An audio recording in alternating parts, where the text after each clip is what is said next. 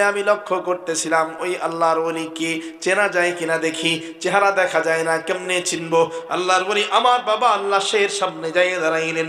যুবক বলে আমি স্বপ্নের মধ্যে উকি দিয়া দিয়া দেখতেছিলাম যে আল্লাহর ওলি কি করে। দেখি ওই আল্লাহর ওলি আমার বাবার মুখের উপর থেকে চাদর সরায়, চাদর সরানোর পর কালো কুচকুচে চেহারা ভাইসে ওঠে।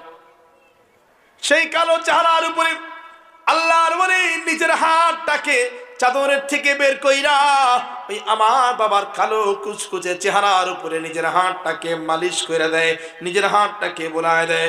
যুবক বলে আমি তাকায় তাকায় দেখলাম ওই আল্লাহর ওলির হাতটা আমার বাবার চেহারার উপরে বোলাইয়া দেওয়ার সাথে সাথে আমার বাবার চেহারা পূর্ণিমার চাঁদের মতো সুন্দর হয়ে যায়, পূর্ণিমার চাঁদের মতো সুন্দর হয়ে গেল। যুবক বলে আমি স্বপ্নের মধ্যেই দৌড়াইয়া যাইয়া ওই